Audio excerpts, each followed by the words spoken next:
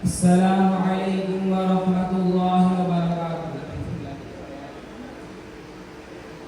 الحمد للہ وکفا وسلام علی عباد الذین اصطفى، اما بعد فقد قال اللہ تبارک وتعالی فاعوذ باللہ من الشیطان الرجیم، بسم اللہ الرحمن الرحیم، ان وعد اللہ حق فلا تغرنکم الحیاۃ الدنیا ولا يغرنكم بالله الغرور، وقال الرسول صلى الله عليه وسلم الدنيا جيفة وطالبها كلاب، أو كما قال رسول الله صلى الله عليه وسلم۔ محترم بزرگوں دوستو،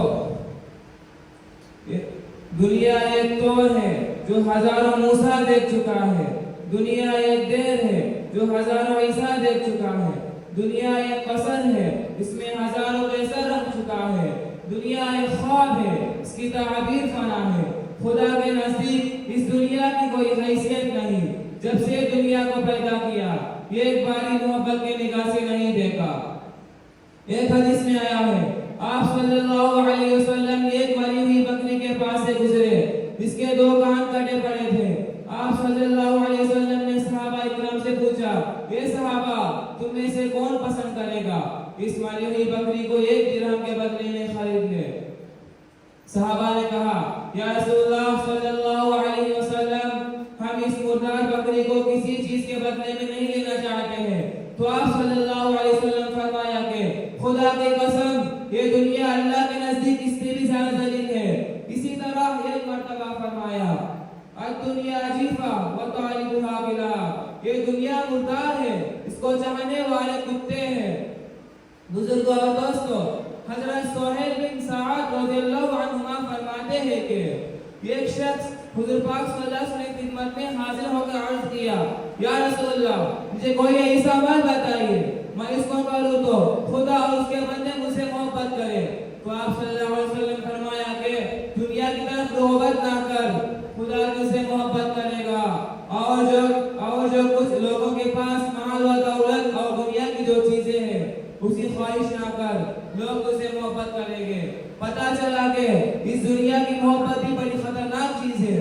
اس لیے ایک حدیث میں آیا ہے، حب الدنیا راسی کل خطیئہ، دنیا کی ناپاک محبت تمام برائیوں کی جڑ ہے۔ آج لوگ دنیا کی محبت میں پڑ کر پیچھے پیچھے بھاگ رہے ہیں۔ اس دنیا کی محبت نے خدا کے بندوں کو ہلاک و برباد کر دیا۔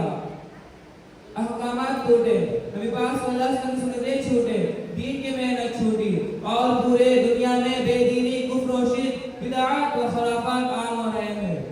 بزرگان محترم، ہماری اور آپ کی اماں جان حضرت عائشہ رضی اللہ عنہا فرماتی ہے کہ آپ صلی اللہ علیہ وسلم نے ارشاد فرمایا کہ دنیا اس شخص کا گھر ہے جس کا آخرت میں گھر نہیں، اور دنیا مال ہے اس شخص کا جس کا آخرت میں مال نہیں، اور مال وہی شخص جمع کرتا ہے جس کو عقل نہیں۔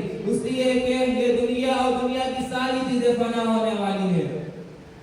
جو شخص دنیا کو سب کچھ سمجھا، آخرت کو بھول گیا اور مال کو خدا کے مرضیات پر نہیں لگایا، اپنے خواہشات کے پورے کرنے میں، لذتوں کے پورے کرنے میں، جذبات کے پورے کرنے میں اور دنیا کی معجزے اڑانے میں خرچ کیا تو آخرت میں اس کا کچھ حصہ نہیں ہے۔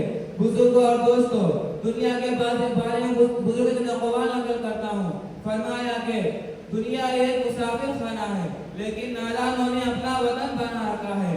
دنیا میں اگر تیرا کوئی بھی گناہ نہ ہو تو دنیا کی محبت ہی ہزاروں گناہ ہو گئے ایک گناہ ہے۔ اس دنیا میں چھوٹی گناہ کو بھی بڑی گناہ سمجھو، کیونکہ گندم کے ایک دانے نے آدم علیہ السلام کو جنت سے باہر نکال دیا۔ یہ دنیا بڑی دھوکے باز ہے، مکار، غدار ہے، عقل مند وہ ہے جو اس کے دھوکے میں نہ پڑے۔